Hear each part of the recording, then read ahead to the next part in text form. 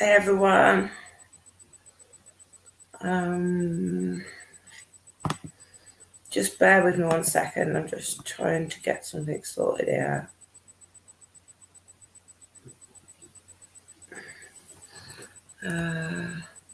We've got panel guests tonight, everyone. Infamous Truth Teller is going to be up soon. Hey, I'm here. Hey, Longan. I hope you're well. Just 1 second. Shit, I'm dropping everything. I think she's going to come in a little while. I'll just wait for a few others to come in. I Mystic Merman. Hope you're well. Let's get the camera right. Hooves is on the call. I'll just wait for a few more to come in.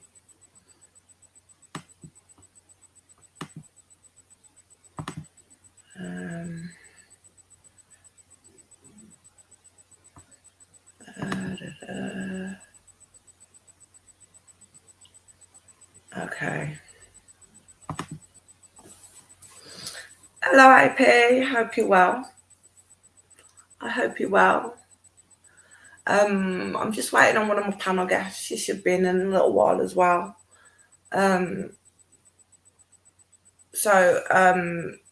Tonight we was gonna what I've decided to start doing is different subjects on different days, different different days and different times. One of the big subjects of the day, I think I was quite shocked and surprised the other night the amount of people that had reached out after the domestic violence discussion. So basically that's what this is going to be about tonight, really. As I said, we've got somebody out that's supposed to be coming over in a little while. She's going to be telling our story as well. But it's mostly like, as I was saying to you guys before, it's the effects of mental health and, everything that comes with domestic violence as well. Excuse me 1 second. Hey, Mama Bird.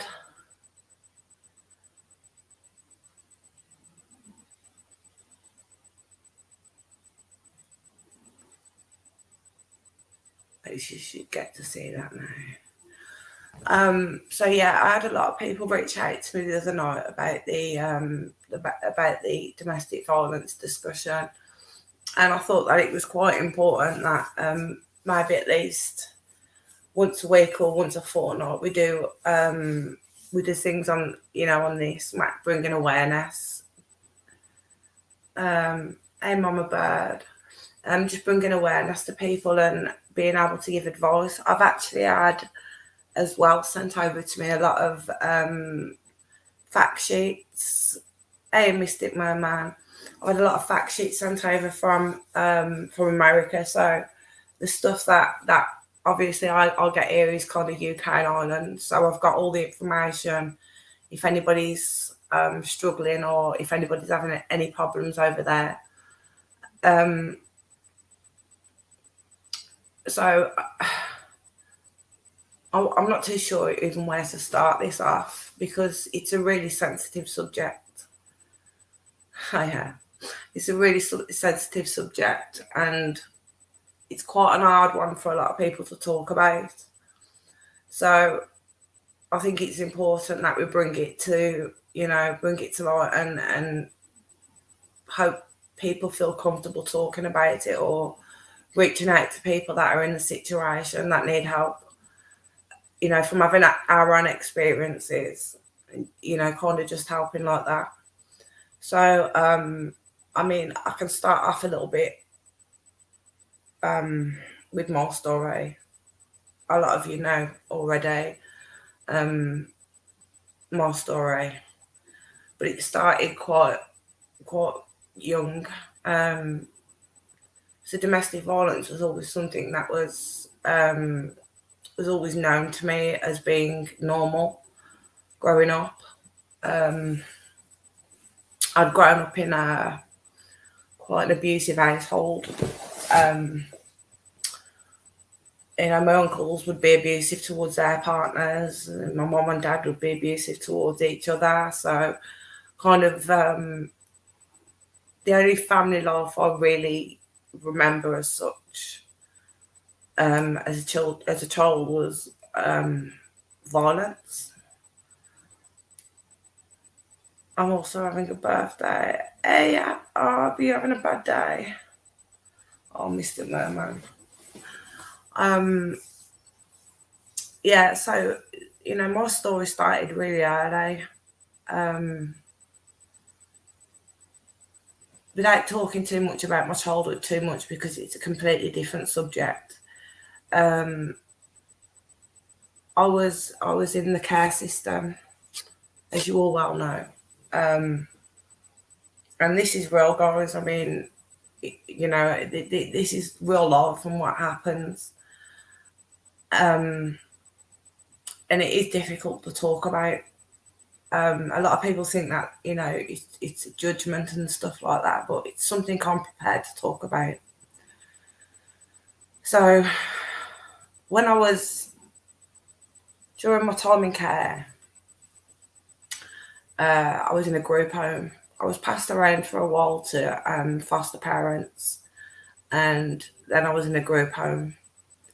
So basically what happens is, in a lot of these group homes, I mean, it's rife in England even still now. They're taking down massive grooming gangs that groom young teenagers, and they get trafficked, basically. Well, I was also in one of those rings when I was about 14. I was one of the lucky ones, really. So we had a girl that was in the children's home with us, and she would have been like a recruiter. So she knew all these guys that was way older.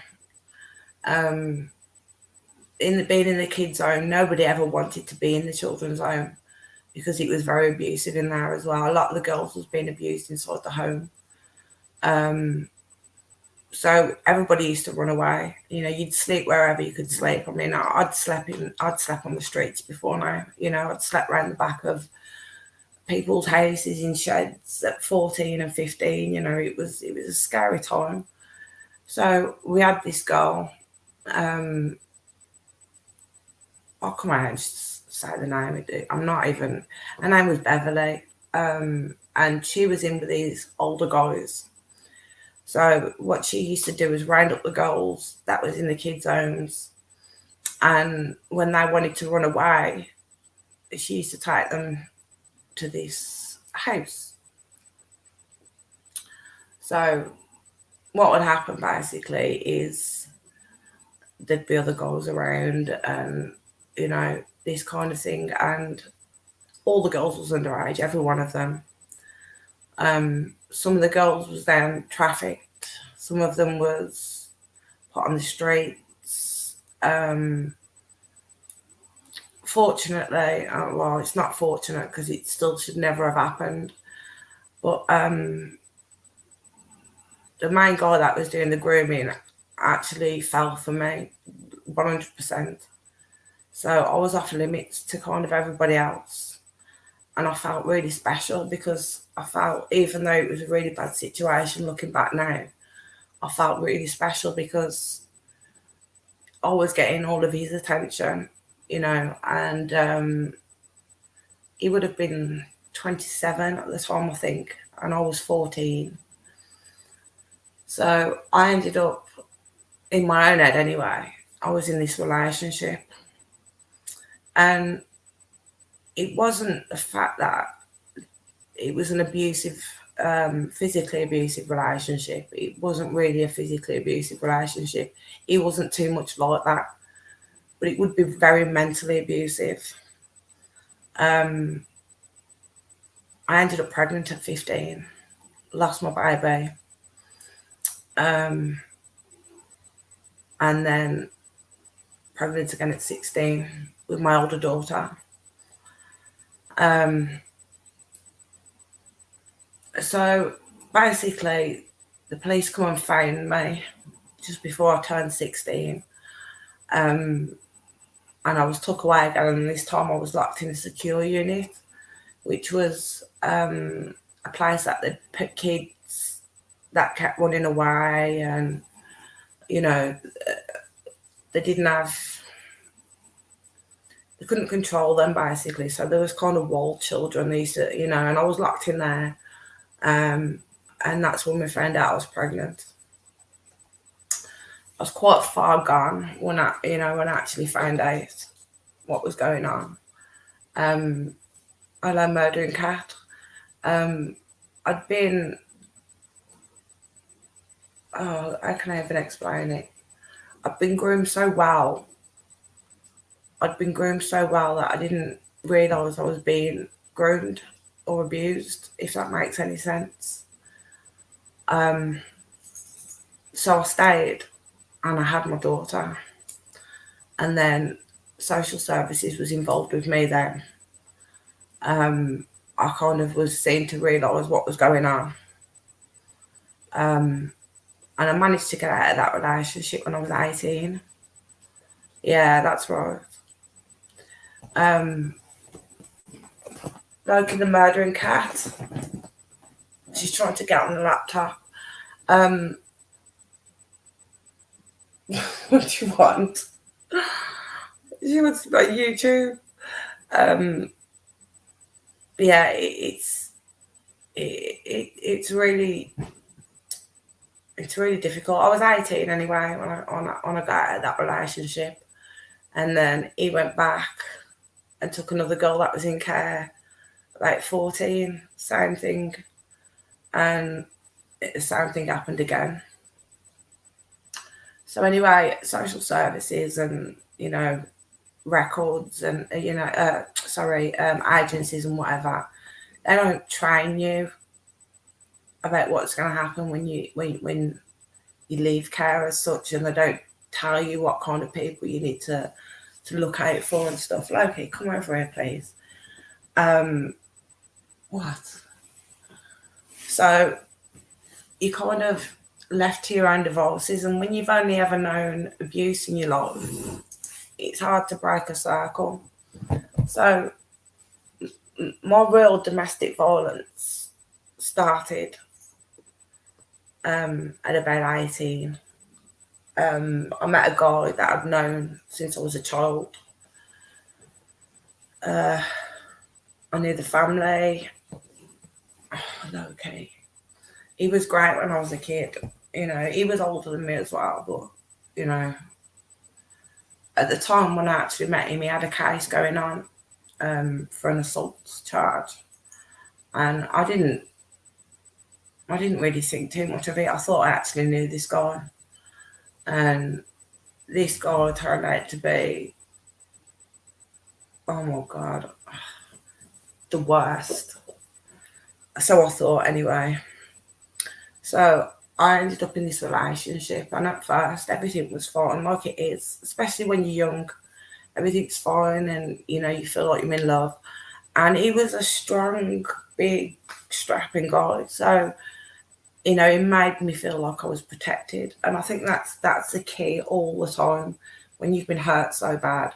And that's what makes you vulnerable, is the fact that you've been hurt and you seek somebody to protect you. And that can put you in a really vicious cycle again, So every time you finish one relationship and you get into another, it's as though that person has to be stronger to protect you, and so on and so on.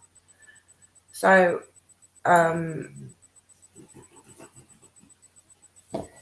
the abuse that started when I was 18 with him was gradual to the point where I was petrified. Now, I only had this relationship for 12 months of my life.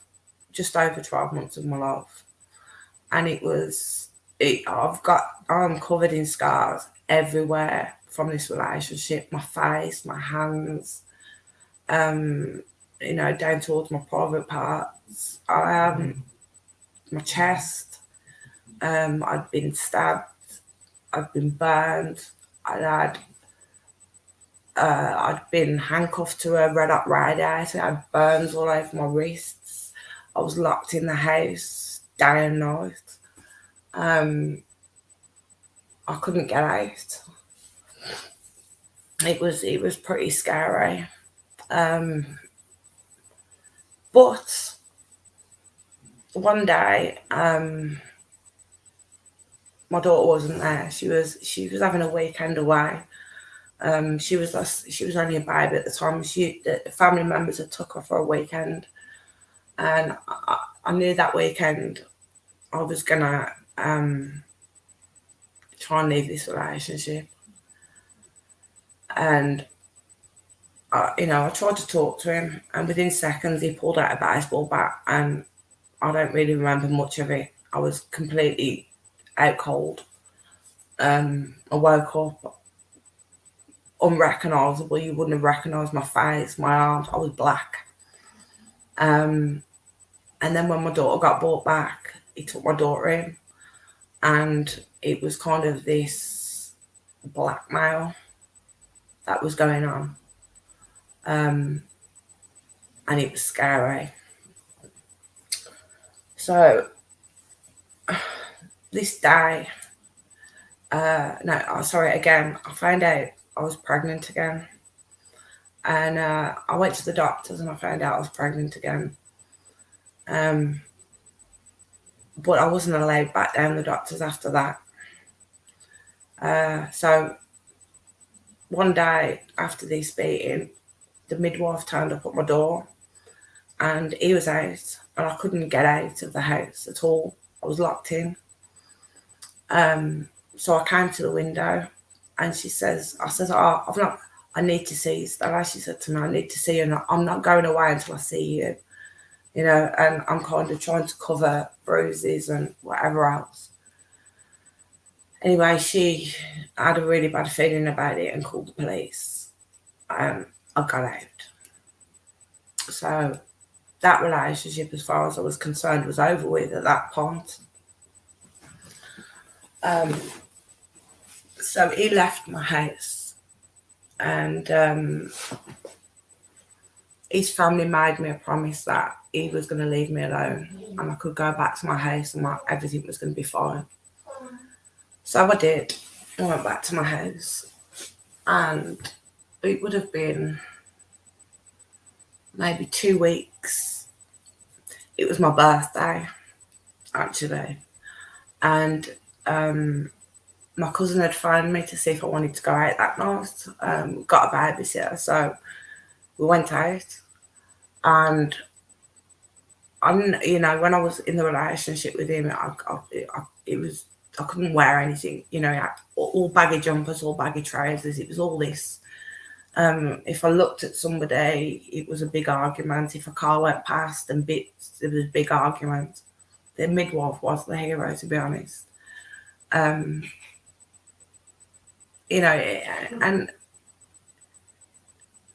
this night, anyway, I was pregnant. I was pregnant before this.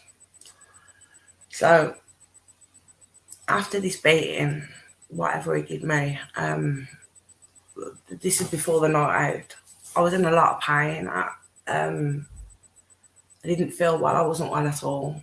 I went into the hospital. I found out I'd miscarried. And I didn't really know how I felt about it at the time.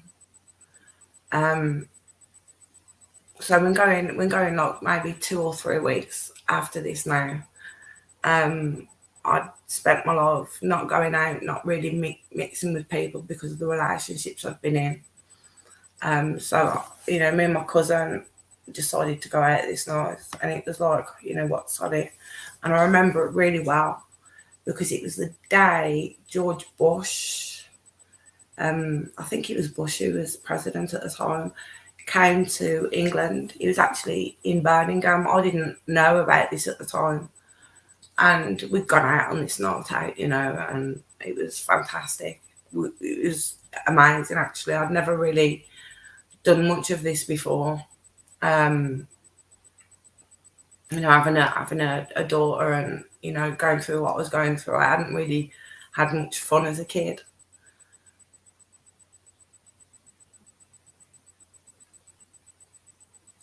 There's a side saying about us. What?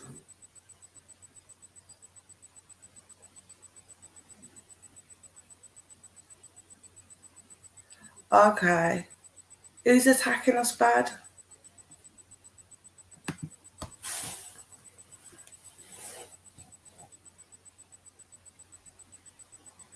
I'll go over there in a minute and check it out once I've finished it out. I'm gonna carry on with this anyway for a minute because I know there's gonna be people that are gonna be coming back. This night I went out anyway, guys. And I came back, it was about 2:00 in the morning. I had 2 kittens at the time. And I came back, I've walked into the living room and I've picked up a cigarette and I've started smoking. I heard a bang upstairs. And I thought, what the hell? I thought it was the cats. So I came to the bottom of the stairs and that was it. He was at the top of the stairs, he ran down and it was just one punch clean in my face and it knocked me clean out. And then I woke up then to him dragging me, stabbing me. I tried to run up the stairs to get away from him. He got hold of a hammer and the first blow completely smashed my ankle to pieces. And the second one smashed my other leg to pieces. I couldn't walk. He broke a table leg, actually, a big table leg over the back of my back. My cheekbone was broke, my eye socket was broke, my nose was broke. I had something like 14 or 15 broken bones. My skull was smashed. So it was basically 8 hours of torture, being burned, all different sorts of stuff. And it was really sad. Okay, long gone. See what's going ahead. It was really, really bad. So what had happened is after he hit me in the head with the hammer, I must have gone down and he thought I was dead. So what he decided to do is try and kill himself. And I just kind of slightly remember of what was going on. I was obviously upstairs and I woke up and there was just blood everywhere, all over the place. And I could barely see through my eyes because there was that swollen shut. And I know this sounds crazy to you guys, but I could hear my granny that died when I was a little girl. And she was the only person that was ever kind to me as a little girl.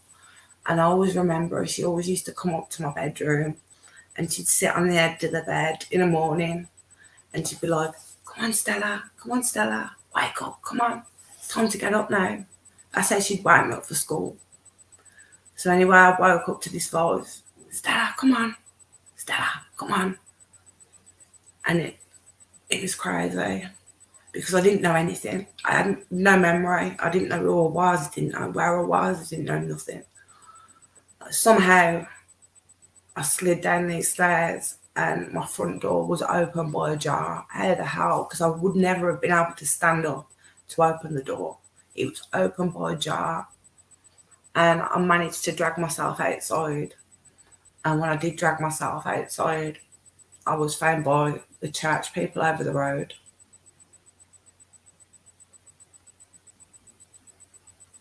I don't know what's going on over there, I'm sure. But anyway, yeah, I came out my house, managed to pull myself out. The church people found me. And then it was a long 3 months in hospital. I didn't know what happened really at that point. But 10 weeks in, they found out I was pregnant again.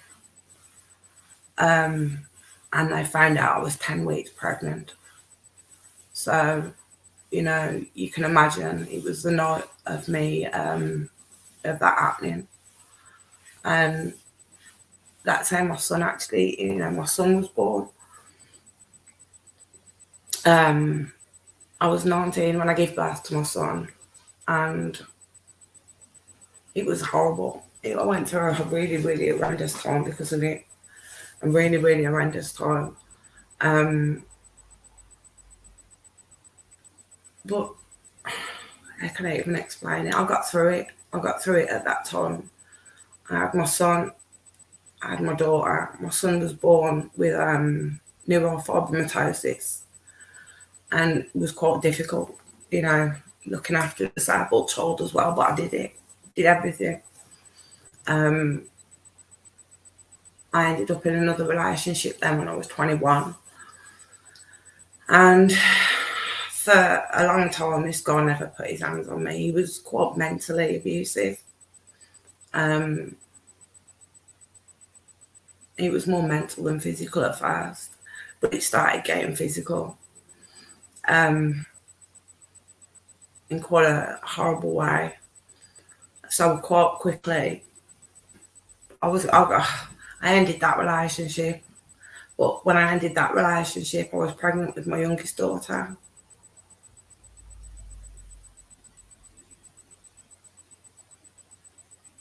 Okay, we'll have a look in a little while, Baileys. Yeah, I ended up pregnant with my daughter. So this guy that I'm talking about now, it wasn't the abuse that I had with him. This is what I was trying to get across the other day, that a lot of people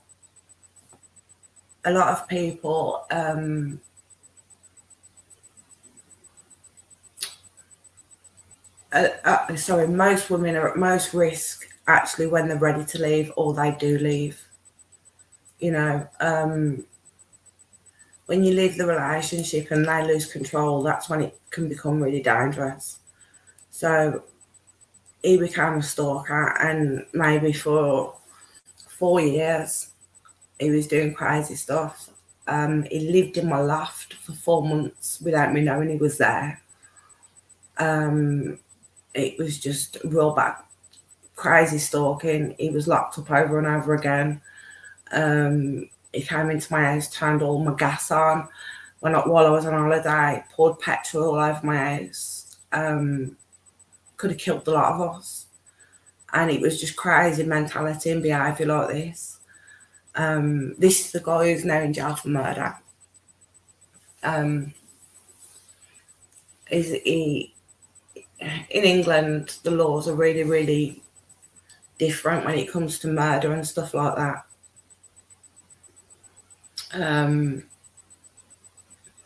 It's normally 15, 10 years plus they'll get for life. It depends on what kind of crime it was. But he came to my house that morning to murder me, and I wasn't there. Luckily enough, I wasn't there. And then he ran out into the street and stabbed a woman to death in the street, and then ran. So I came back to my house that day with a police helicopter above my house. I was completely surrounded because he was still missing and he was looking for me. And it was scary. It was really scary. They wouldn't let me out. At this point as well, I think what it was is all the abuse that I've been through in my life, I'd become really hardened to it. So 2 days before this had happened, obviously he wasn't allowed to see his daughter, he wasn't allowed to see the children. 2 days before this happened, he was stalking me really bad. And I took a phone call from him, and he said in the phone call, I'm going to come there, I'm going to come to the house with a knife, and I'm going to gouge your eyes out your fucking head. If I can't see my children, you will never see them. So I was like, okay, come on, I'm waiting for you. And I literally put an axe by my front door, waiting for him to come. And he never made it that night. So the next day, I stayed with a friend that next day, and that morning then we went out early in the morning, and that was the morning he turned up at my house. The next door neighbour found the police because they saw him piling at my door with a screwdriver in his hand, and they was petrified. They didn't know what was going on.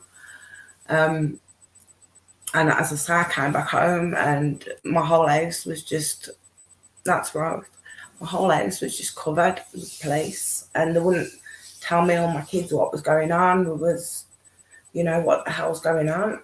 I just didn't know. I didn't have a clue. I was thinking to myself, did I do anything wrong? Because, you know, again, I've got DID, and sometimes if an alternate personality can come out, then I don't know what's going on, and I'm thinking to myself, shit, did I do something and I had no control over myself, or what the hell is going on? And the police wouldn't tell me at first. And then my cousin phoned me and she says to me, Dad's just stabbed somebody to death in the bus stop. And I was like, what? And the police says, yeah, okay, that's the truth. But he came here first. First of all, he went to his mum's house. He beat the shit out of his own mum, took a screwdriver and a knife out of the house and came to mine. As I say, I was never out on a Sunday morning. It was a Sunday morning. I was never ever out the house on a Sunday morning. I was always in. And this one Sunday I was not there, you know, and that was the day it came.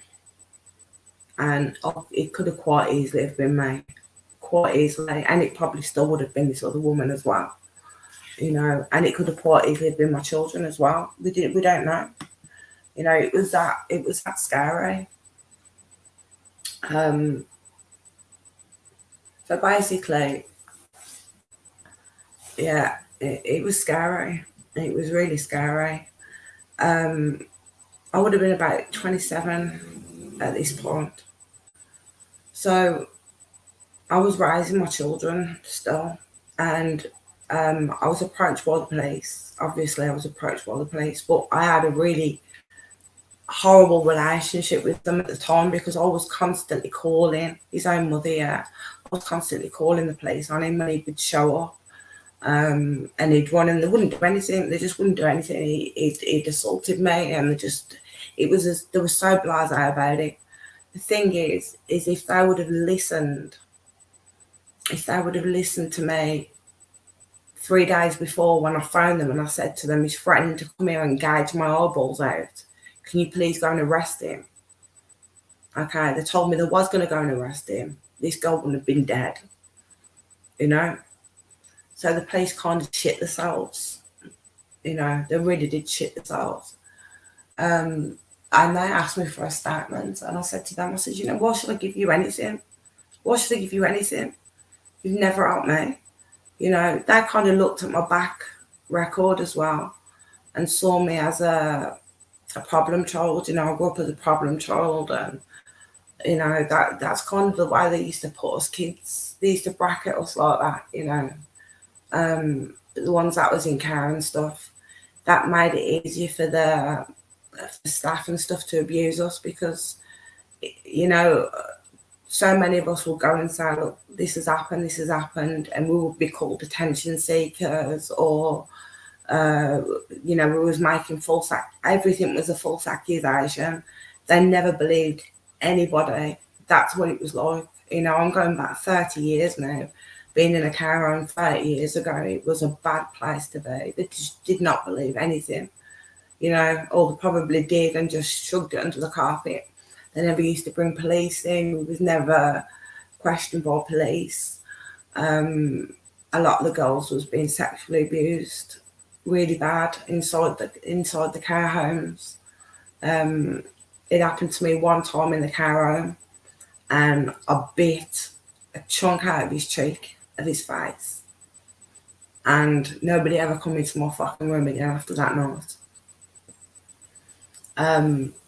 So I was strong from the get-go. I was strong from a little kid. I was, you know, my mum's side of the family was travellers, so we was always taught how to look after ourselves. I used to box with my male cousins, and you know, I knew how to fight. I knew how to fight, and I could defend myself.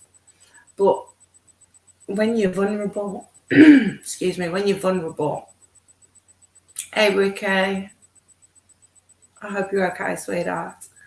When you're vulnerable, it's hard. Because you just feel like you've lost all your strength, you've lost all your power, you know. But when you get your power back, and this is why I explain to people, you only get your power back when you leave the victim behind.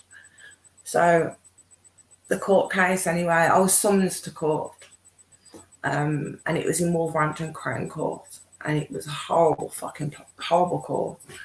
And I spent 3 days on the witness box. The first day I was on there, he started throwing himself up against the glass and screaming and shouting, so they had to completely stop the hearing. Basically, he didn't want brought up what he'd done to me. They had a file like this thick of what he'd done to me, all the police reports and everything. So rather than, on the second day when I got in there, he called his counsel in and admitted to everything he'd done to me. Rape, you know, real bad domestic violence, stalking, you know, everything. He admitted to everything. So I was questioned on that anyway, not by the prosecution, just the defence, you know, the good team. They was questioning me a little bit on that, and then I had to go back the third day again, and it was all the same. But I was really strong in court. I mean, I think I did 6 hours on the stand, and the CRD that was involved at the time, they was out visiting me quite a lot because they couldn't believe how strong I was. There was like, how are you even coping? Because it was then started taking everything else seriously. There was looking into the rest of my background, because it had to be brought up in court. And I remember the CID woman coming in and just sitting on my sofa sobbing, you know, really, really sobbing. And she was saying, you know, we had your social services record back and your history. And she says, I'm just stunned you're sitting here right now. Like, you know, I'm really stunned that you're sitting here. She said, I'm really stunned about how strong you are. And, you know, like I said, I did 3 days on the stand straight. And then a couple of weeks after that, I was approached by the same COD officer, who asked me if I would be an advocate for domestic violence and talk to some of these women about what I'd been through. So I agreed, and my role then was, when women was taken into the police station after they'd been beaten or raped or whatever, I would be called in and I would talk to them before they got interviewed, or I'd sit with them while they was being interviewed. I was actually, the description is an appropriate adult. But at that point then it was just down to, you know, I was working mostly with domestic violence cases and child abuse cases, because I'd been through the child abuse as well. So I could literally sit with a 15-year-old and, you know, try and reassure them before they went on, you know, I'd be in the courts with them and stuff as well. And I'd be sitting in the courts with them, supporting them that way. I did that for a long time. I worked with Women's Aid for a long time as well. And I was completely domestic violence free after about 28 years old.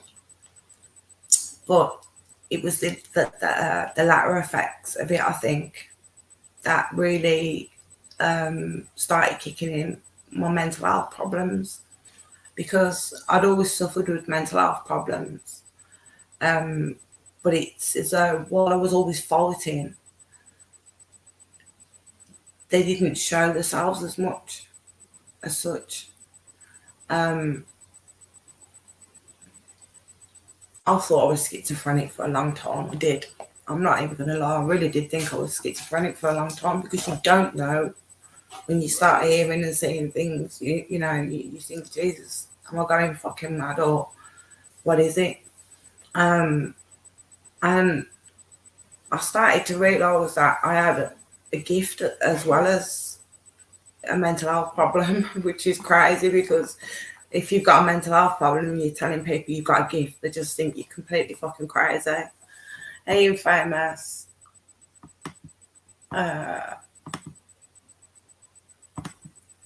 Sorry. So yeah, they think you're crazy when you come back to them and you say to them, you know, what's been going on. I felt as though it was that, more so than being a mental illness. I felt as though it was, I know I'm going to sound crazy now, but as though it was psychic abilities, and the reason I say that is because the people that was with me, you know, which is myself, basically, my own altered personalities, seemed to be able to predict things or tell me things, or, you know, my nan would come through a lot. I've been with doctors sometimes, talking to doctors, and then it was as though the only way I could ever describe it, and it was a nurse that actually said it to me. Do you ever remember the program Quantum Leap? For everybody that was raised in the 80s, he had like a spirit guide or whatever it was. I'm not sure how it worked, but I can't remember it very well. But it was kind of that sort of thing. Sometimes it was as though somebody was standing next to me saying to me, tell this person this, tell this person this. And I would refrain from always telling them. But when I get in with doctors and stuff, it used to frighten doctors, because it always used to happen when I was in with doctors and stuff, you know, and it'd be stuff like telling him his mum says hello and his mum's name this, or, you know, and things like this, and it used to scare them. Hey, white boy. But basically what had happened is, you know, after years and years of domestic violence and child abuse, becoming an appropriate adult. There you go. Becoming an appropriate adult kind of give me that relief. There you go. Hi, love. How are you? I'm good, thank you. I have my son. I'm at the little splash pad with my son. Oh, that's okay. So Yeah, the little girl. She's all, your little boy sprayed water in my eyes, and I said, I'll tell him be careful. And she's all, can I say hi? Because she heard me talking to you. Hi. How are you? Say hi. It's just a YouTube channel. It's my friend on it. She's in Ireland. Yeah. right, I'm just gonna put you on mute for 2 seconds, just while I finish this off, and then thanks. What? 2 seconds. So yeah, so basically, I became an advocate then for you know, domestic violence victims and child abuse victims. So that kind of made me look back a lot of to a lot of what was going on in my life. And then I did start seeking counsel and you know, help for my abuse, not so much my mental health, for my abuse that I'd been through, because it was chronic abuse from like the age of 3 right to the age of about 29. So we're talking 26 years of like real bad abuse, like horrible. Thank you, white boy. Bless you. So yeah, it was difficult, but this is kind of then when we found out exactly what was wrong with me. So I always knew I had you know, I had mental health problems, I had anxiety. I thought I was very intuitive. It was as though I could see things happening before it would happen, you know. And I used to be in and I was talking to psychologists and stuff, and I was always afraid to tell them about, about the voices and stuff like that I was hearing, because I didn't want them to think it was completely fucking crazy. In fact, I was petrified that they might try and take my children if they thought I was this way inclined. That was the biggest fear. But I wasn't treated that way. Fortunately for me, they actually listened. They went back and they saw how horrific the child abuse was and the domestic violence situation that I've been through. And they started to realise and explain to me what was going on with myself. And then it was easy for me to understand then, my illness. So they explained to me that when I was first abused at 3 or 4 years of age, as I always say, I cannot remember the exact age, but it was before I got to kindergarten, nursery school, basically. So I would have been about 3 or 4 years old. I can't remember my exact age. That was the first time I was sexually abused. And my psychologist said to me, at that age, as a child cannot comprehend what is going on. They just can't. So the brain starts to split. So part of it can deal with, what's going on, but then your personality is took away, and this can keep happening. Your personalities can keep splitting, depending on what's going on at the time. So, I mean, they found 5 alters that actually live inside of me, probably still now. Well, they do still now. There's not probably about it. There was only one of them out of all 5 that was really destructive. This is why I don't drink and stuff. I can't. All the others was coping mechanisms. They all helped me to cope. Somehow, I don't know how it happened, but I managed to split and get a boy. There was a male there as well, but it was a young male. And then there was the teenager, there was the little girl, and then there was the mother figure, and then there was this really dark figure, which again was, like a teenage kind of personality. And as I explained to you all yesterday, by the time I did 12 years old, I'd had something like 15 suicide attempts at 12 years old, and I don't really remember a lot of them, but I know just around that time when the abuse was really strong again, that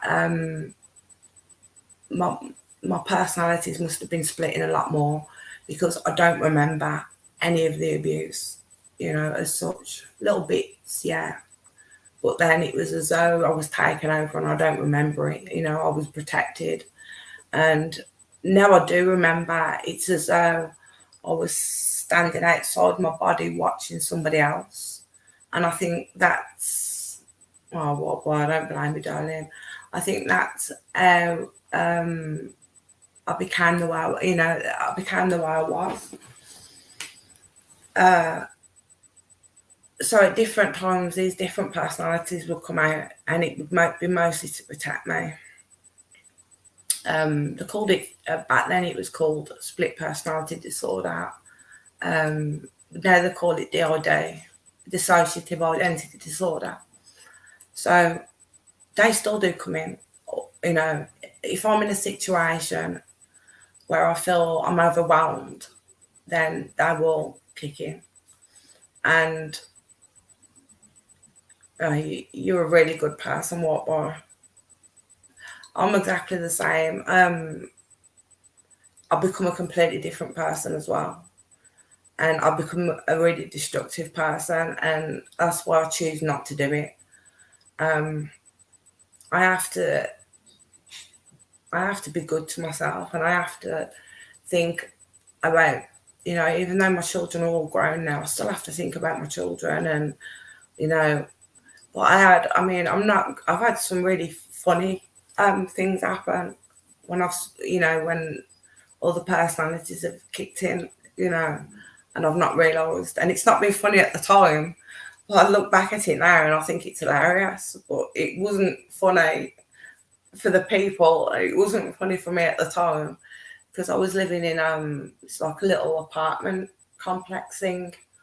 And I think I was about 21 at this time. And no, about 20, something like that. I was on my own. I had my son and my daughter.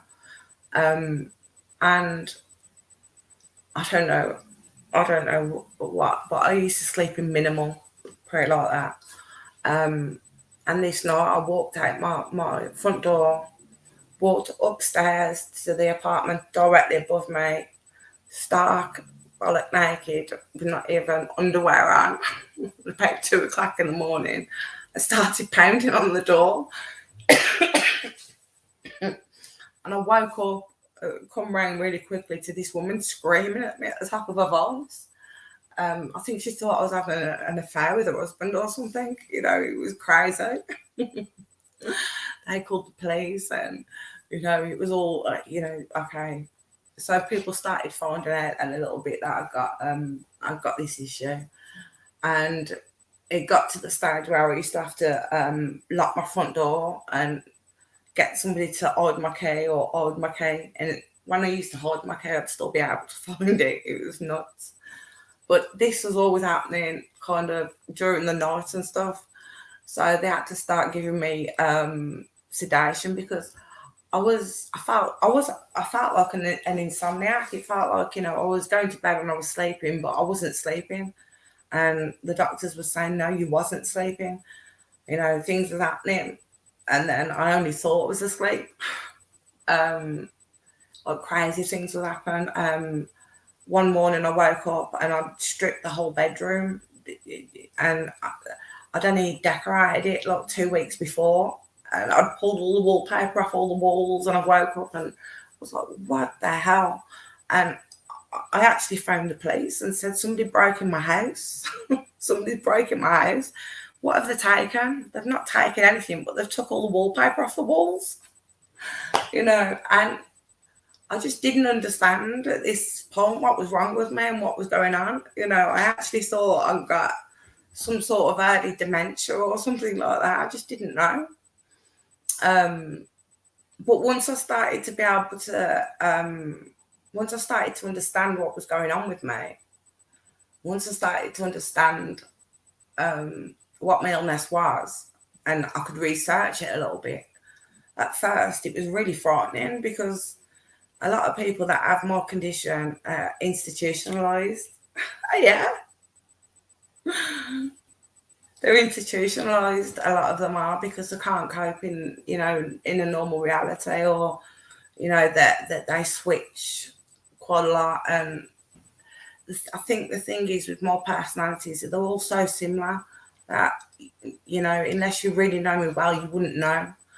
But I've been sitting here sometimes and, you know, my partner's there or whatever, and I've said to him, I've looked at him and I don't even know my own name. I forget my children's name, I forget my parents' name, I forget where I am, I forget what country I'm in. It's crazy. It's as though I have complete amnesia, complete brain loss. I don't know nothing, and I can stay like that for about an hour. And I think that's probably somebody trying to come forward, or it's crazy. I can bring people forward as well, you know, just depending on the situation. But what I'm going to say to you guys as well is, in Famous Truth Teller who we've got at the moment, what I want you to do, guys, is if anyone's suffering at the moment with they're in a domestic violence situation, or they need any help and advice, myself and this lady we've got on panel now, she's also a survivor of domestic violence. quite bad as well.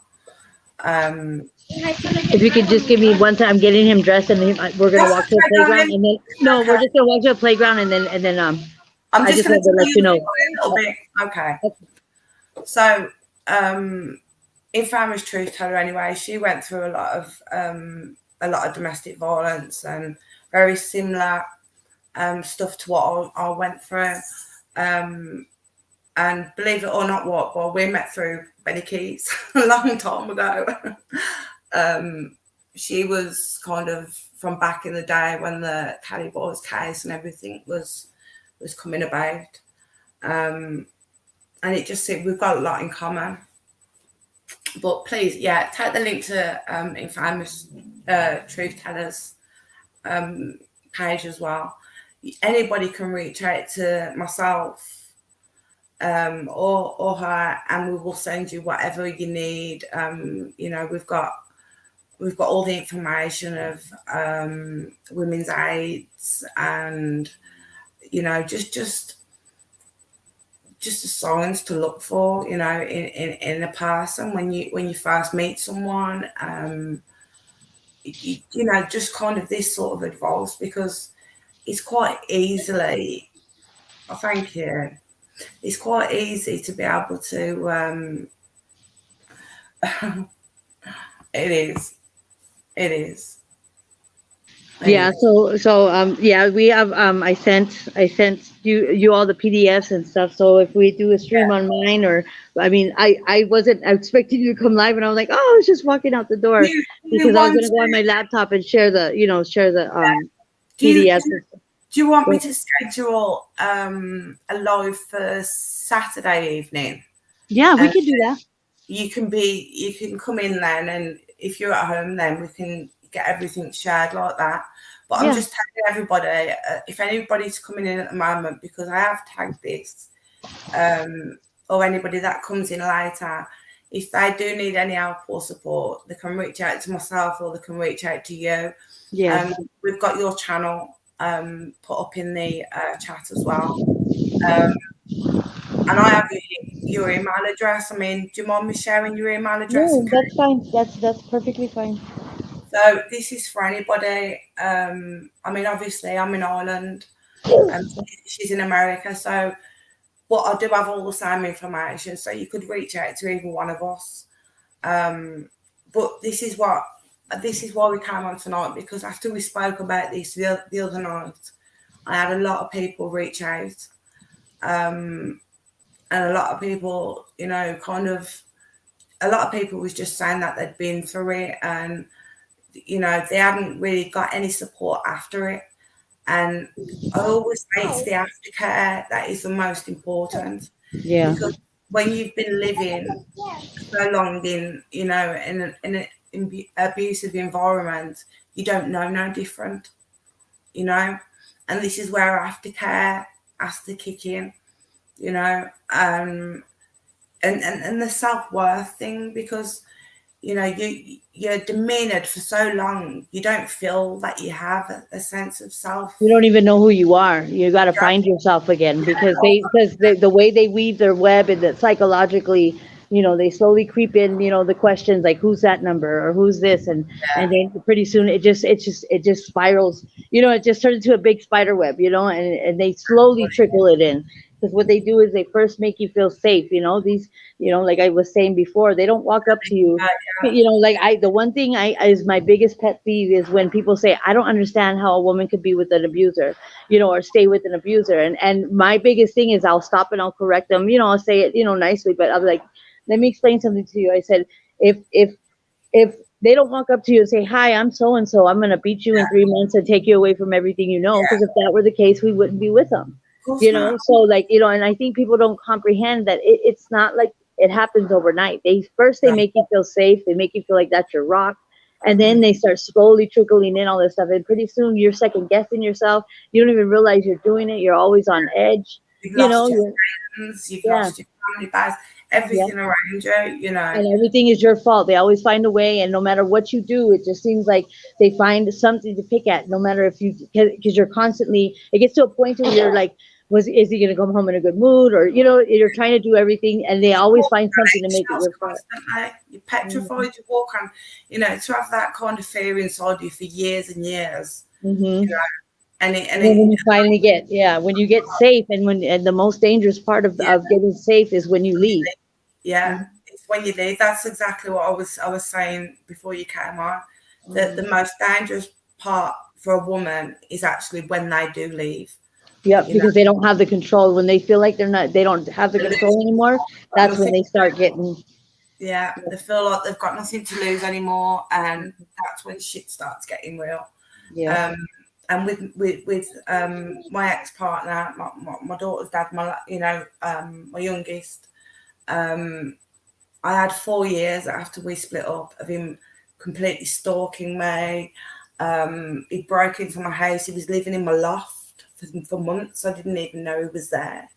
Oh my God. Yeah, and one night. And everybody has their own story, and everybody, like that.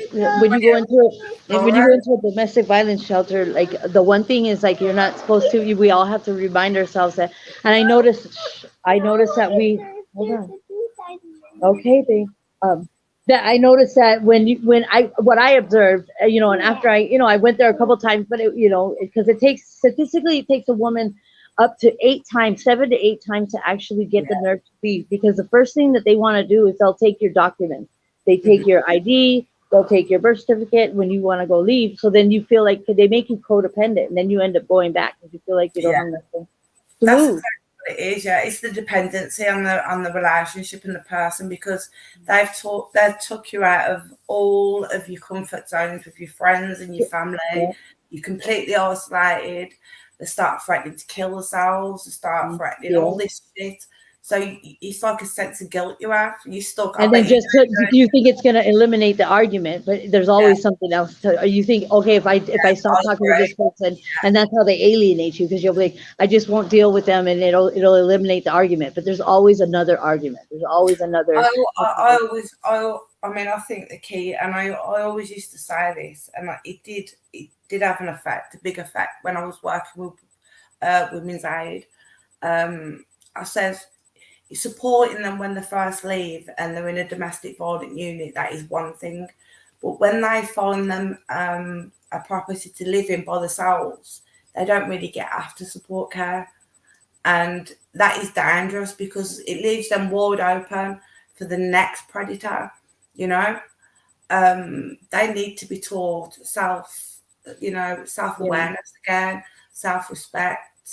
Yeah, and here in Arizona, where I'm at, they only have one domestic violence shelter, but they do have a outreach. It's called Voices Against Violence, and that's after you leave the shelter. Like, so you can go there anytime, and you could go there to get, because they have a pantry if you need food. I mean, anything, resources, and there's like a after support. But it's only one shelter in all of the the city that I live in. In the UK, they have the domestic violence units, but they're hidden. They're actually log houses. They're hidden away, so nobody knows where they are. So obviously, potential partners or whatever will not be able to find them. You wouldn't find them on the street. Do you know what I mean? They're really good. Women's Aid. Have checkpoints, like you have to meet at a checkpoint. Like if you're trying to get away from it, they have you meet at a checkpoint, and then they'll come pick you up or tell you where to go from there. So then, just in case you're not being followed. Yeah, it's difficult. Yeah, and as I was saying earlier on, it's the most important part of it is the after support, and it's not just helping with housing and food and the children and stuff. It's a psychological thing. You need psychological help. Yeah. Because, you're conditioned into being treated that way. So that leaves you vulnerable again for the next person to come up, this is how domestic violence, I've known women that have gone from violent relationship to violent relationship to violent relationship. And people are saying, well, how does that happen? And I always say it's because they never get the help they need when they've left. They don't find their self-worth. They don't get to be able to find themselves again because they've been put in a position where they're wide open for the next abuser to come in. Yep, and I remember observing. I was at a smoking patio, and I had been there a couple times, but I remember I was observing, like, some of the women, because some of the women that come in there, and we're all coming from a domestic violence situation. Some are worse than others. Some are, we don't know their story, so that's why, like, we can't. You're not supposed to, like, you're supposed to kind of talk to staff if you have any issues. Don't like approach the other, because we're all coming from a domestic place. But I noticed that I one day it just clicked, and I was like watching, and I said, we take part of our abuser with us when we get away from them, because we don't realize that subconsciously we are so conditioned that we end up like, well, why aren't they helping? We become kind of part of them. Yeah, that's right. It's a vicious circle. It's a really vicious circle, and it's really hard to break it as well. I was with a woman that tried to push me down the stairs. Exactly, and it does happen with men as well. There's men out there that abused. We actually have domestic violence units for men as well now in the UK. I mean, from what I could gather, a lot of it is male and female relationships, but there's a lot of male and male relationships that can become very abusive. In the gay community with women and men. Domestic violence does not discriminate. You could be rich, poor, homeless, man, woman. Yeah. So you have to kind of, it doesn't just happen to women. This is the thing, and I think it's a lot harder for a man to come forward and say what's going on because they have this persona, and they're supposed to be the big, strong guys that I'm protecting, and they don't want to be, have their friends taking the piss out. They tell them since they're little, don't cry like a girl. Don't, they get these. They're conditioned too, stuff, but people don't realise until they're in that kind of, see, before the violent abuse starts, the mental abuse will start months before the physical abuse starts, Yeah. And then you're in a mentally vulnerable situation before the violence starts. And because you blame yourself, because the first thing that we think is, what did I do to attract them? That's the first thing a woman will think, what did I do? And they'll tell you, and I remember it took a while for it to click, but finally it started clicking, and but it took a couple times, and it wasn't like one right after the other, but I had a couple of relationships that were, where I had to go to shelter, and finally I realized the information that they were giving me, I started utilizing it subconsciously, but I forgot where I was going with that. I was good, but go ahead. No, I understand. I get what you mean. I mean, you start to read and you start to utilize it, but what people don't, I've always had this thing and a chip on my shoulder from growing up, from when I was in care and when I was in the group homes and all this kind of thing, because I kind of thought, when people used to talk to me and tell me, oh, we understand. I had this I had a real chip on my shoulder, and I would go at them, especially social workers and that when I was a kid. And I'd say to them, was you abused at 4 years old?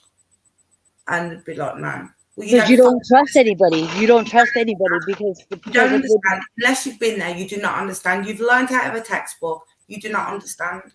And I feel guilty for that because these people kind of have to, they do study, but to have somebody that has been there that really understands you is the most important thing.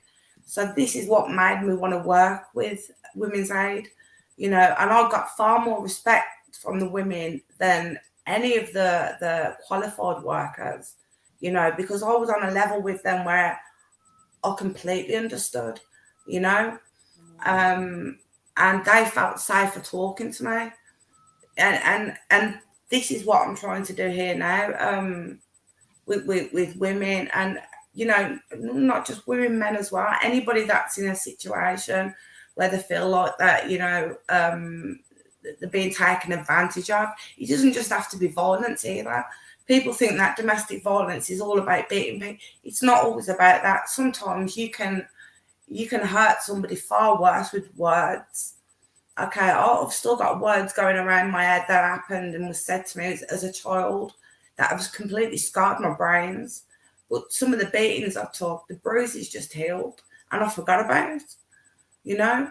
But I Yeah. have words that are stuck in my The head. mental, the psychological abuse is, and I don't mean to say it, but I say, like, I'd rather get hit in the face 50 times than have But that I always psychological abuse. Is so much more. I mean, not get hit, but you know what I mean. The no, but physical, like you said, it heals. a bruise and a broken Yeah, bone can heal, that you know. psychological sticks with you, and it's trauma Yeah, forever it does. unless And you work this through it. is what causes triggers for people. And, you know, people don't realise that it is a really nasty, it's, you know, it's a really nasty situation that you're in. But, you know, the things that I advocate for, especially mental health as well, is all because everything fits together. I mean, literally, I went from, you know, child abuse and the child abuse, you know, situation into a domestic violence situation. So for 28 years of my life, literally from birth till I was 28, 29 years old, I knew nothing but abuse, you know, and it wasn't me that was giving the abuse. I was receiving it. This is what I try to tell people now, you know, about when people say, oh, such and such is attacking you, such and such is saying this.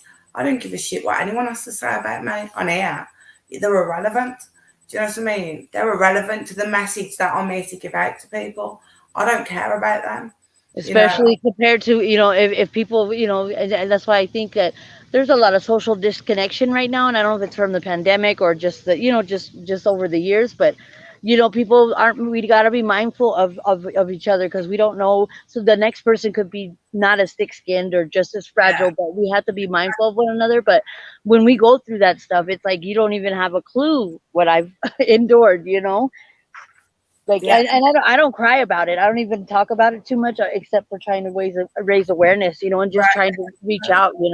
exactly. I mean, it's took me years to be able to talk about it.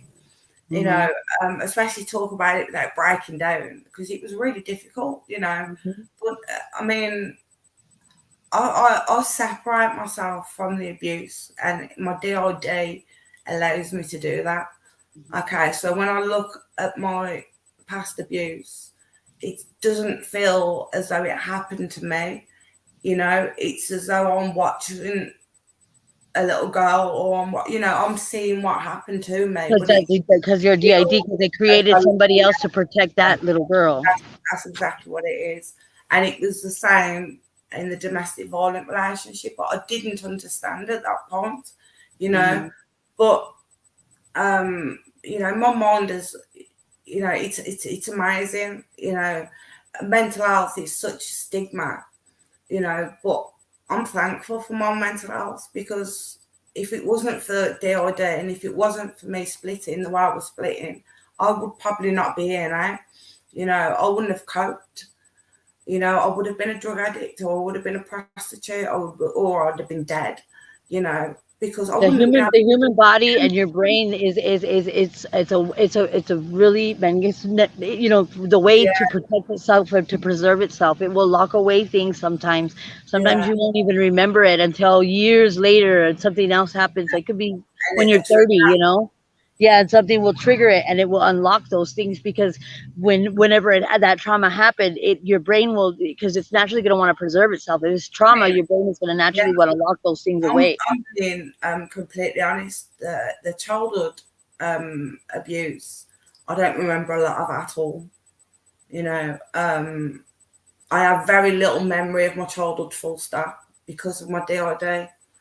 Um, and it was just that I must have been in these positions constantly, and it was constant. My mom was constantly protecting me. I was protecting myself. I don't know, but I've always, and my doctors agree as well. It's a gift that I've got. It's not an illness where, as a schizophrenic would have, or like a damaging mental illness like that. It's not. It's just a coping mechanism. Oh, bless him. It's just a coping mechanism, and I I just decided to turn it around because I don't want to look like I'm not making eye contact. Because I'm trying to, because with my ADHD, I'm trying to curb my enthusiasm because I want to, and I want to let you do your But again, thing. as well, though, again, even stuff like ADHD and stuff like that, that can all be brought on from, childhood trauma and, all these kind of things. I was diagnosed with ADHD when I was little. I didn't realize how much trauma I had until I went into recovery. I went into recovery and I did it voluntarily. But when because they teach you about what's in this, what's in that, what it does to your neurotransmitters in your brain, and all that stuff. And it's good information. But when they one of the last assignments that we had to do was do a timeline. And the timeline was, okay, so like when the first time you hit a joint or, whatever the case may be. And so for whatever age you are, you do like a timeline, just like in elementary school. And I started doing my timeline and we're like, oh, this will be easy. We all think it's going to be easy. And you start doing it, you get it over with and you start thinking and you're like, oh, I didn't realize how much trauma I had. Like, I was like, wait a minute, and like within a couple years of my life, I had been through a lot of trauma and I didn't realize it until I actually visually saw it on that timeline. I was like, oh my Lord, I've been through a lot of crap. You have to confront that. You have to confront your trauma to be able to move on. I think, from being the victim to the survivor. And to be able to start maintaining healthy relationships and healthy. You have to understand yourself, before you can understand anybody else. And when you've been through like the sort of stuff that we've been through, you don't understand yourself because you've never been able to, because your brain is constantly worrying about something, who's going to come into my room tonight. I was scared of my own father coming into my bedroom at night. That's how bad it was. And just like you say, with your DID, like you don't even realize you block all this stuff out and you don't realize how much you block out until something, either something happens. And I remember they had tested me for, because, I kind of raised myself my whole life, kind of just adapted to all my surroundings, but it didn't seem like trauma to me, until, like I said, until I learned it. But I remember they had did like a little questionnaire and they were asking me, do you startle easy? Do you this or that? And I thought I was just hyper aware because I grew up in the neighborhood, I grew up, rough or whatever. And they said I scored 63 out of 65 for PTSD. It's amazing, the things that you can learn about yourself when you start addressing it. You've got to be out of the situation to be able to look back, and understand what's going on. That's the thing. You kind of it starts making sense. When you're in the position when from being a little girl and going through abuse, my brain was never on the things that little girls should be on because I was constantly in fear. In survival mode, yeah. I want to go over there, please. Oh, bless him. It was the same with the domestic violence situation as well. Exactly the same. It was, I didn't have time to evaluate what was going on in my own brain or looking at my childhood because I was constantly living in fear. And it was only when I was away from that and I was getting psychological help, triggers started happening. I started remembering things that I didn't really want to remember that was buried, and they kind of taught me how to bring them to the surface and how to deal with them. And I think mostly I did it myself. I think I actually did most of it myself. And then you got to find the right, and sometimes it takes a while to find the right person that you click with that you can talk to, because it's not going to be the first person that you go for therapy, because sometimes, I remember I went to one and she's like got this little water running, like the little sound of water. And like, she already automatically wanted to go all the way back to when I was a little girl. And I was like, what? And I was like, nope, I'm not doing it. You know what I mean? Cause I wasn't ready. And we just didn't click. I knew it. And I was like, I'm not ready to, she was ready to go there right then and there. And I'm like, no, I'm here for this. I'm not here for that. But it takes a while to find the right, the right kind of therapy or right place. I can't expect you to just go into a room with somebody you don't know and tell them a love story, you know, especially if you've never really come out with it before. And then there's a lot of breaks in the mental health. Yeah, There's just a lot of breaks to where, like, you finally get to trust somebody, and then all of a sudden you go, and they're like, oh, they went back to college, and they don't yeah, tell you that, and all of a sudden they're switching you up, and you're like, wait a minute. So now I got to readdress this trauma. Did they write it all down? Am I have to retell the story again? they do a thing with me even now, and what they do is it's kind of it's a form of therapy where it's a form of hypnotherapy. They kind of put you into more of a trance, and this is how I found out how many kind of alters I had as such, because different ones can come forward then. And I know of 5, but they reckon that there's many more. There could be 100 that I don't even know about. Yeah. It's just that there's Because dominant. you said it started when you were a little girl, so Yeah. all throughout your life you were probably creating another. As you were growing older, you were creating another altar. Yeah, and To that's protect that altar. yeah. But what they do is they take you back to like your past trauma. They take you back to your past trauma,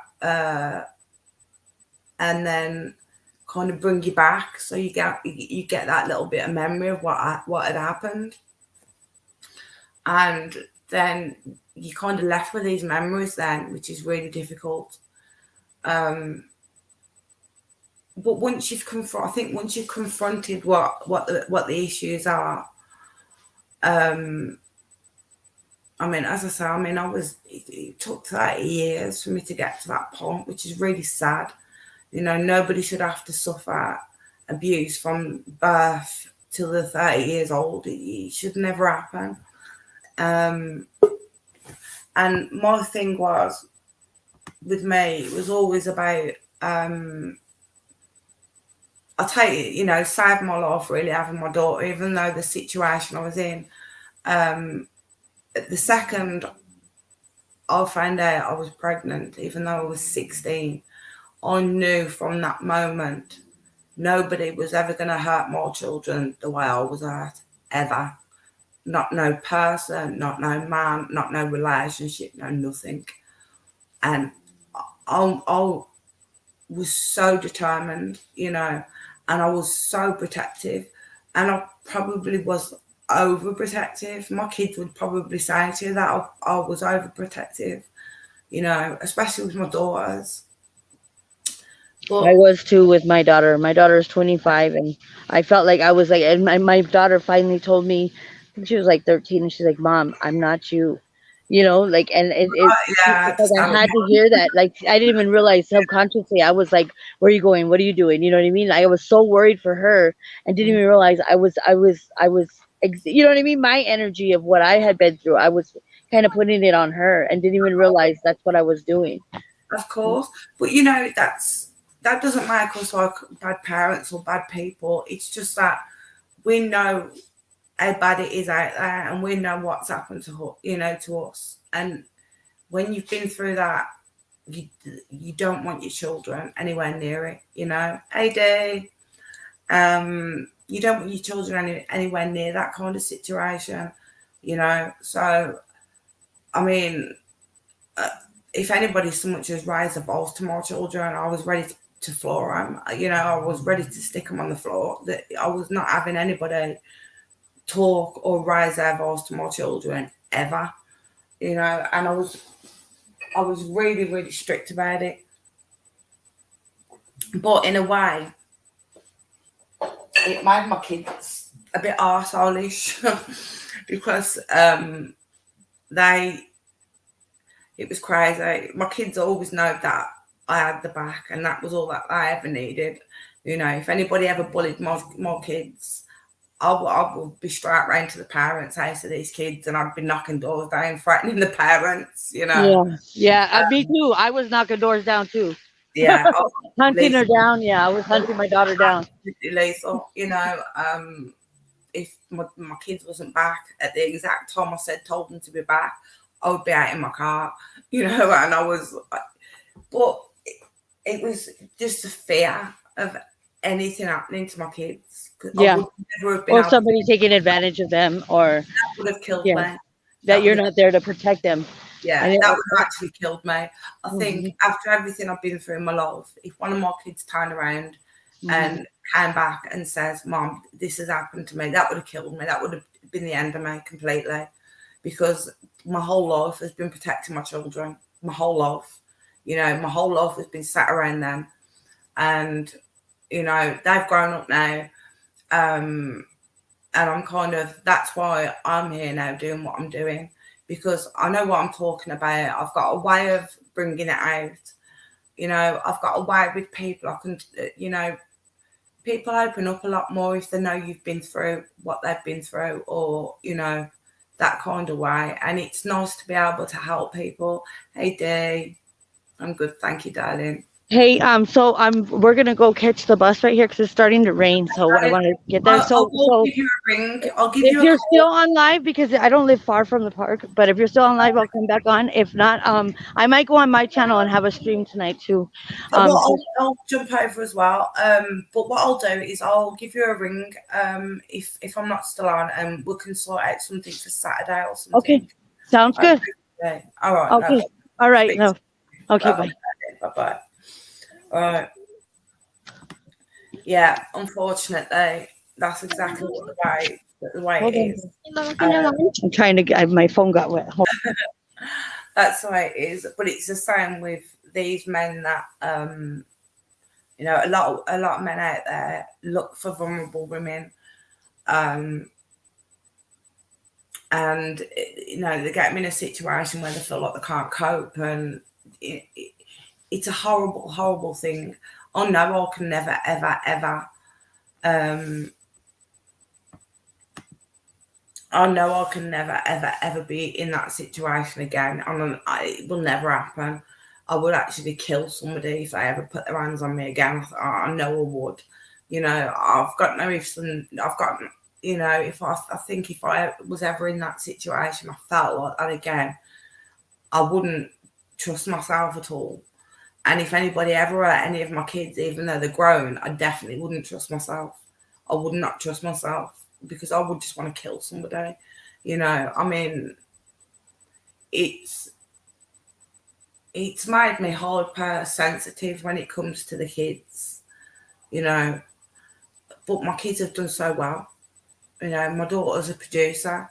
She works at the television. My son's a computer programmer. My younger daughter does forensics.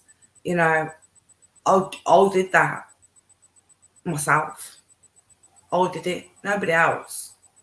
Not the dads, not nobody else. It was me. And I will always be proud of myself for that. Always be proud of myself.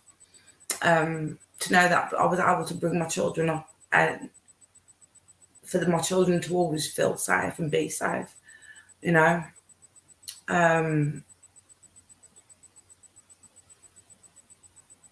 Yeah, it was really difficult. It was really difficult. But as I say now, I'm at a point in my life now where I'm in a situation where I'm fortunate that I can actually help other people. And as I say, all three things in the title come hand in hand. If you're a survivor of child abuse, you're going to be left with mental health problems. If you're a survivor of domestic violence, you're going to be left with mental health problems. Okay, this is what I'm saying. There's nothing to be ashamed of. If you have a mental illness, especially if it's due to past trauma, it's not something you can help. It's just the way your brain tries to process things and protect you.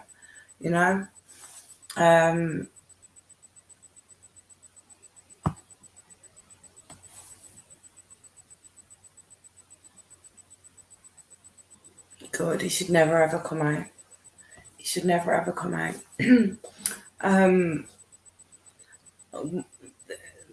Both my abusers are dead.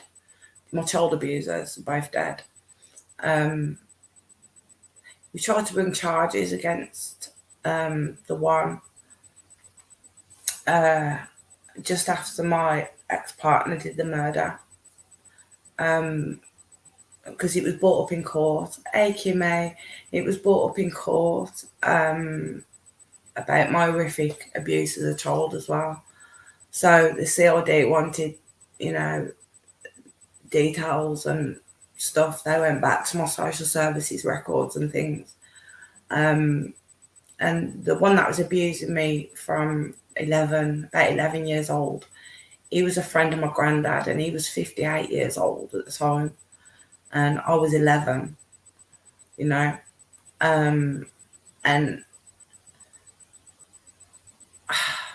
what hurts me more than anything is that bastard got to live his life and die of an heart attack. He never had to, he was never, what's the word? He was never punished for what he did. I know 6 months before he died, my grandma, get the fuck out of here, you prick. My grandma, she was an amazing woman. She really was. And I've still got a grandma now that's alive, and she's a an excellent woman, beautiful woman. You know what? To come in here speaking like that, right?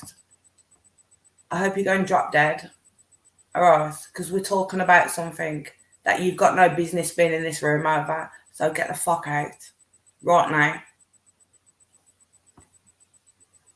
Just get him out of here, because I've got no time for him. I ain't dealing with these fucktards no more. Seriously. Do you see what I mean, what boy, as well? He's a joke. Absolute joke. Absolute joke. Do you know what, people? Just let him. Just he's showing himself. He's showing himself for what he is. He's a nasty little piece of work. And the thing is as well, general awareness. Have you noticed who we've got in the room when you start taking the piss out of mental health? You and Nicolina taking the piss out of mental health. Have you checked who's in the room? You little freak. Oh, yeah, he is. That's exactly what it is. That's why it's saying we're boring, because we're talking about domestic violence, and what is he? He's a woman beater. How dare you come in this room? How fucking dare you? You scumbag. You are scumbag. But anyway, yeah, we know what he is. That's why he's coming in trying to stick his tooth. He probably didn't even know what we was talking about. Let him run on. Let him run on. I hope he ends up in jail with the rest of the woman beaters. That's what I hope. Yeah, he's a serious woman beater. I could probably pull up his charges now, but it's just too long.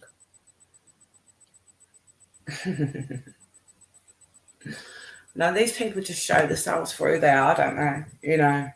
We're in it and we're talking about child abuse and domestic violence, but that's something he knows a lot about.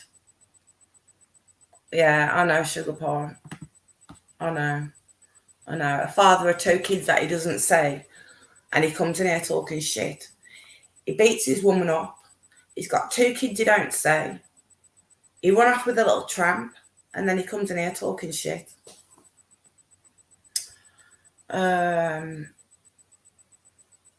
Yeah, exactly.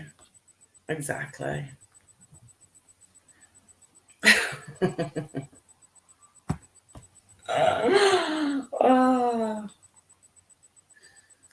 you guys are so funny. But oh, they'll love him in jail. They'll love him in jail with that long hair. We know. He's run off anyway somewhere now. He probably saw that what was in the chat and run off like a little pussy. Nah, the devil wouldn't mistake you right. That's right, Langan. Let's leave that up because yeah, he does indeed. There's a warrant out for his arrest.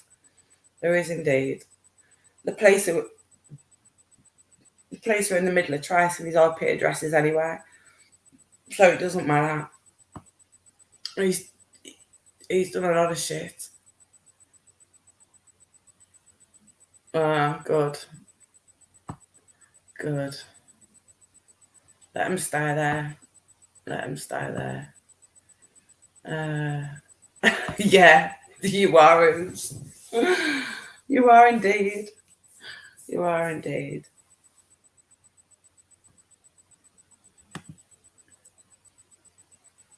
Oh, good. We're that's what we do a lot of in there. If you go back to the start of the video, it explains a lot of a lot of what I've been through. Just ignore the person that's just come in because there's a lot of trolls out here, and this guy that's just come in now, he's a woman beater. He likes to beat women. He has a domestic violent record. He's got warrants out for his arrest. He neglects his children. He doesn't see his children. And then he comes in here when we're talking about domestic violence. That's that's what you're seeing the chat blowing up a little bit at the moment. But before he came into the room, we was having a good conversation. But that's basically, this is what we're here for. And I've got there's another lady that was on panel with me just as well, who's well up on, domestic violence and stuff. She's got a lot of information for people that are in America. She can help, she can give you everything you need over there. She's actually passed it over to me as well.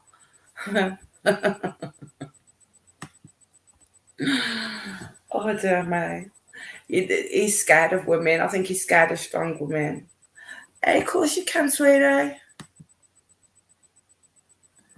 You can come up for a little while.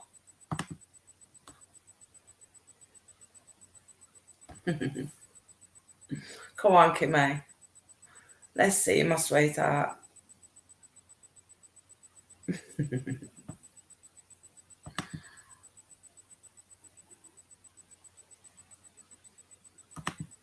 I think we're having Kimmy up for a little while now.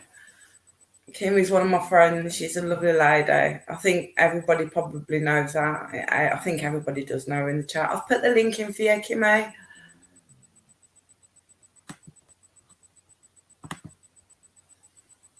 There you go, beautiful. I'll put it in again. I did pop over and see Kimmy earlier as well. She was looking great. She's looking great. Just wait for her to come on.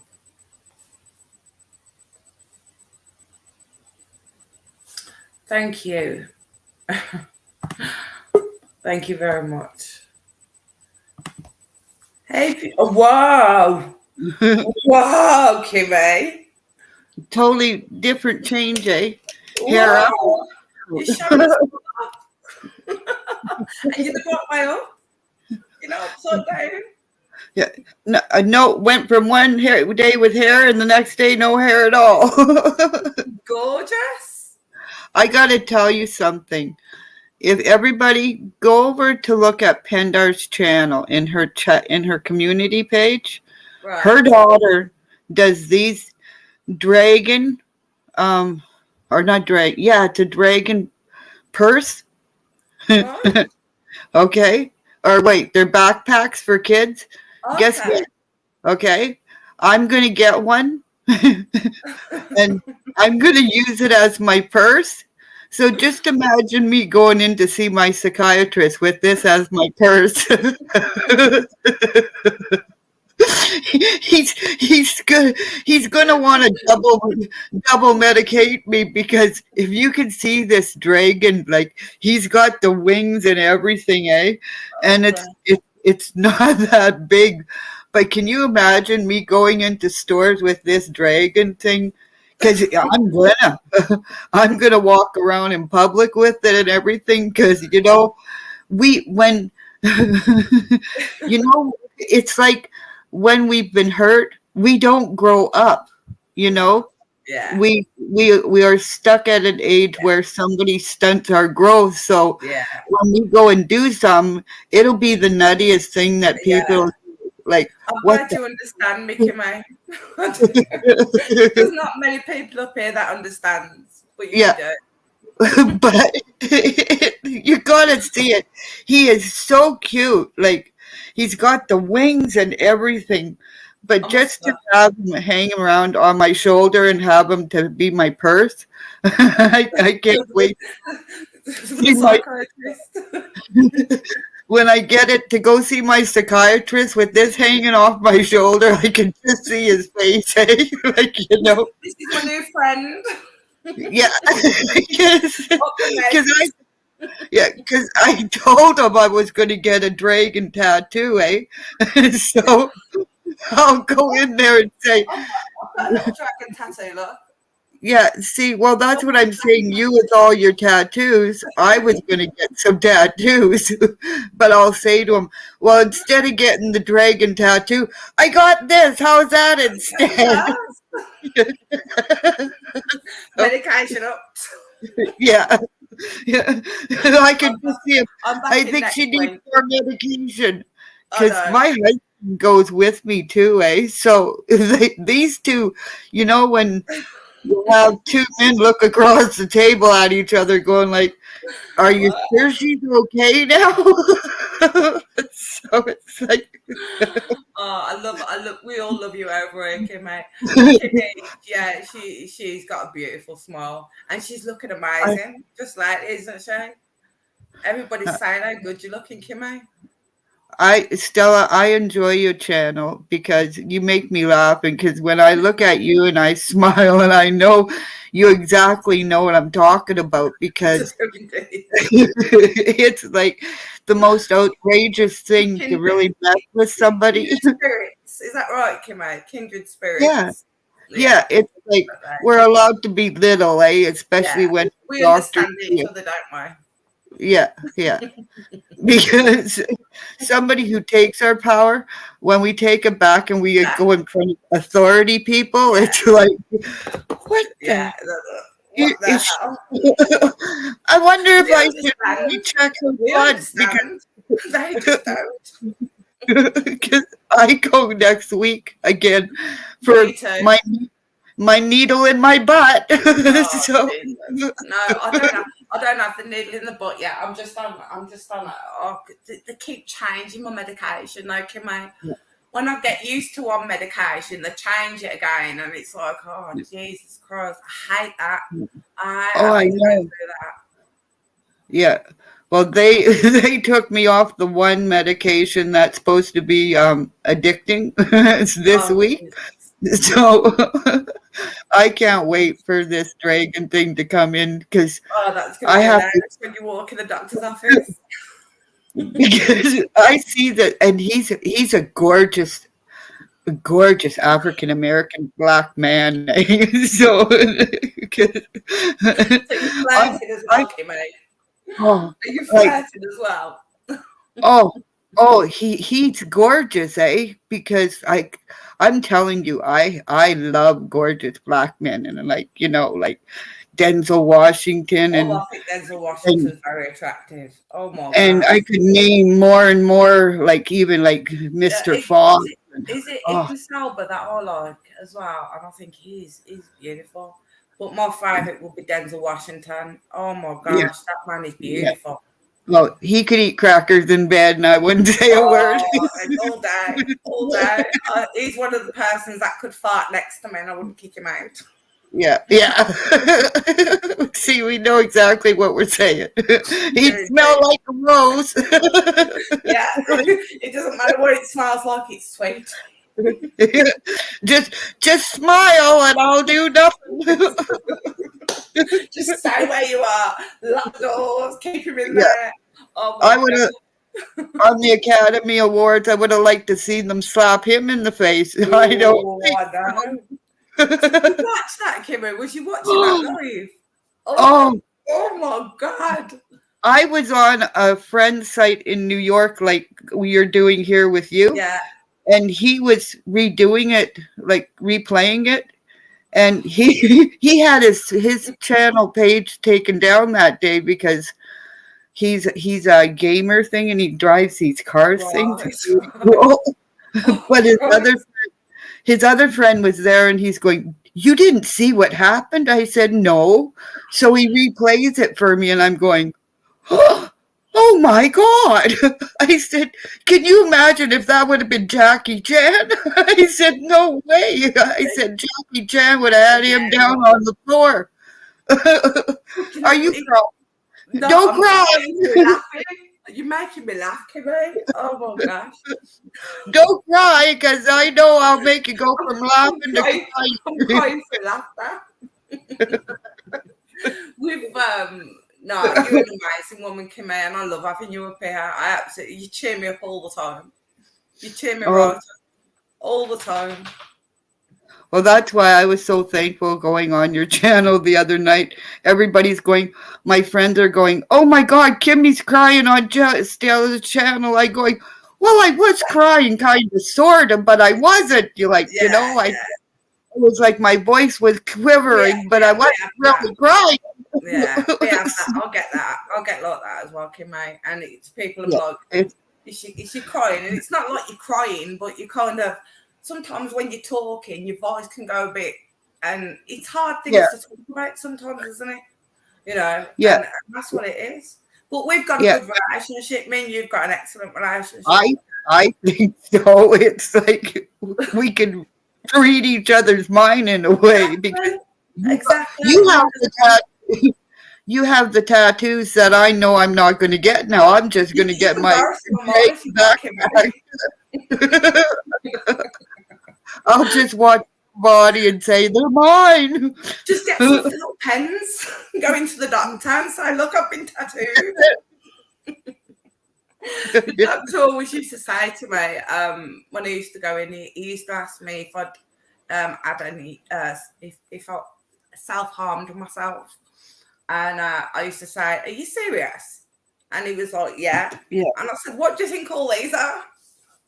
What do you... Every time I used to get distressed, Kimmy, and this is the God's honest truth, every time I would get distressed, I would go and have a tattoo. And now I've hardly got any skin left. I'm just covered in tattoos.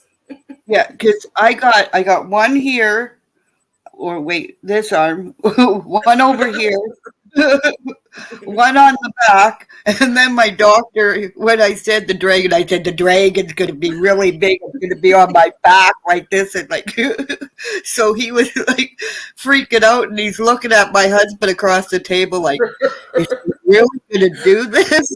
I bet your husband was like, "I don't know." You never know what to expect from you, do they? Oh, well.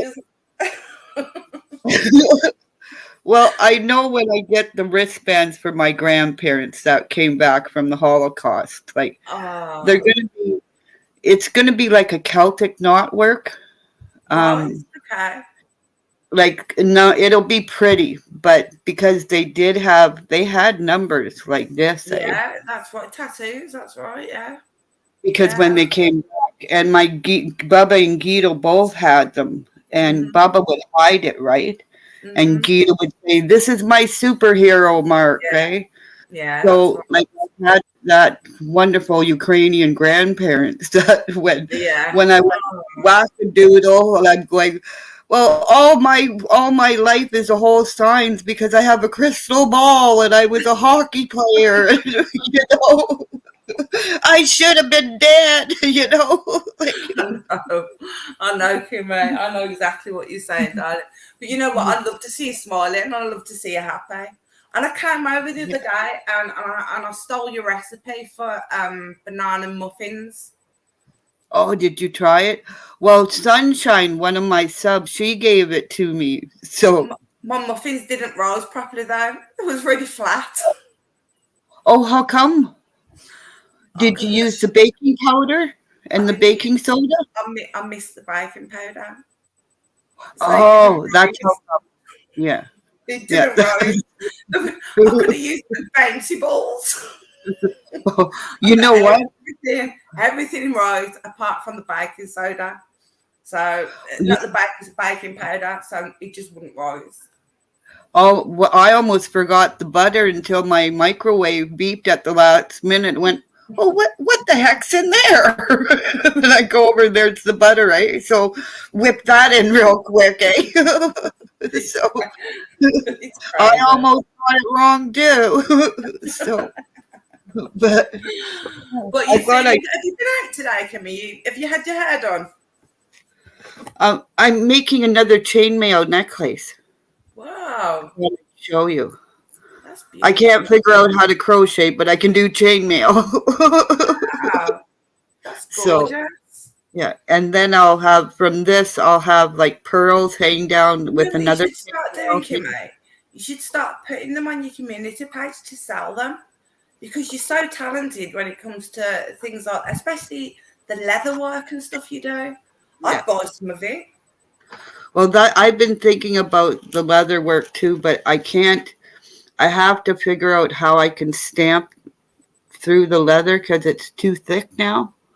So it's the normal punches are not really that good for it, are they? I know what you mean. Yeah, very thick. So, but even though all your jewelry and stuff like that you make, I mean, you should really put it on your community tab.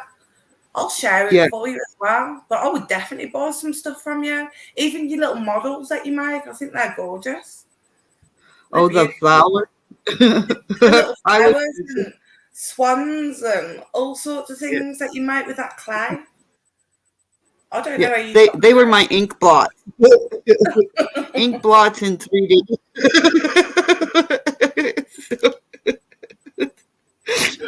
You're so funny.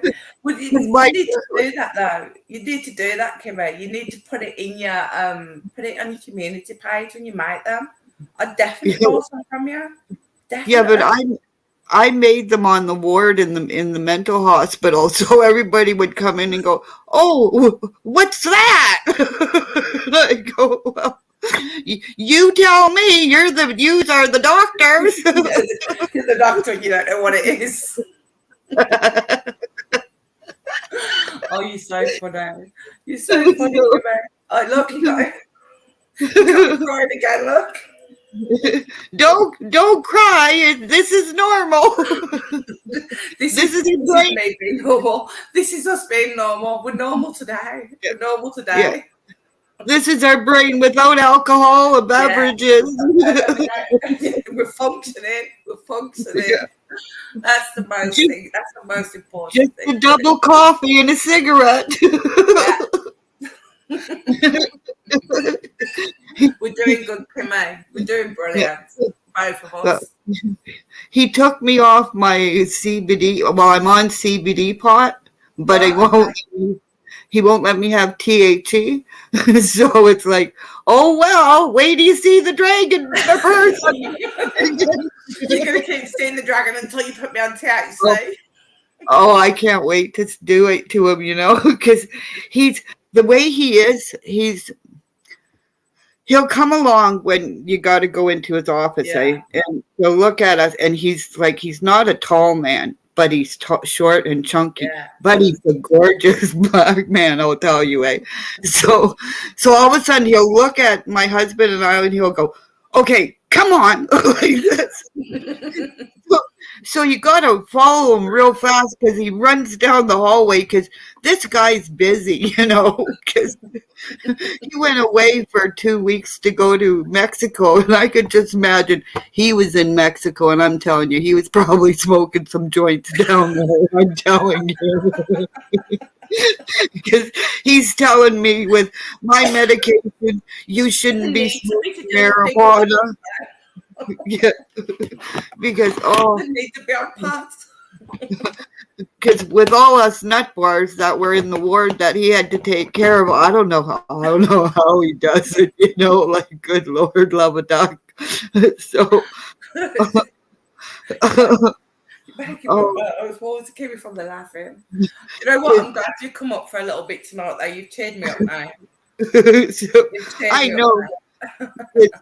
That's what I thought. Let me come up because I'll make you laugh because you got to see that dragon. It is so beautiful. No, I have to pop up. I'll go in your community page and have a look. Oh, No, did you say- it's on Pendars. Oh, okay. I'll check Pendars and I'll have a Community look. page. And you got to go down because I didn't realize it was that cute, eh? Because her daughter's a Furby too. She got married in a Furby outfits. Oh my God. Oh, so and she's so cool, eh? She's so talented, like dressed up as Furbies. What do they call what are they Furby. called? Is that what they call them? Furbies? Furbies or furries or something like that. Furries? Yeah. They dress up as different animals. Yeah. Oh, and there was some of them round here not long ago. There must have been like a club of them or something. And I thought there was children's characters, but there was out late at night partying. And I'm thinking, what are these guys? They was dressed as dogs and cats and all and the one was cocking his leg up the lamppost pretending to have a pee and stuff. I said, I hope you've got a flap in that seat, sir. Oh, jeez. Could you imagine if you got to go to the toilet and you got to pull all that off really quickly? Oh my! It'd be worse than wearing goalie equipment. You'd have to have a big Velcro strap between your legs, wouldn't you, just in case? Oh, I know, eh? Oh dear me. Look, guys, I'm not going to stay on too much longer, Kimmy, because I'm nearly at 12 o'clock now.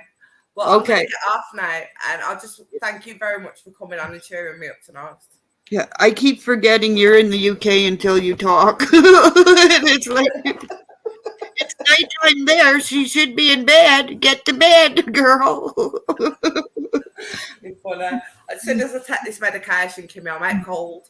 There's no way Kimmy once I took my medication. The wolf outside the window, I wouldn't know. You're gonna go and have a nightmare of a dinosaur, a little dragon flying over you, going, "Buy me for a purse too." Oh, Kimmy, I do love you so much. Okay. We've got Kimmy's channels in the chat. I'm going to share Kimmy's channel on my community post as well. So if anybody's not subbed up, get over and sub up to Kimmy because she's fantastic. Oh. Yeah, because Hippothorium, I remember her because she does a whole bunch of jewelry stuff too, because she was telling me how she does stuff. So, but thank you. Thank you for your time and making me giggle. You don't have to chat with my time, Kimmy. I've always got time for you, sweetheart. Go to sleep. No dream, bad dreams. Behave, be good. Don't get into more too much.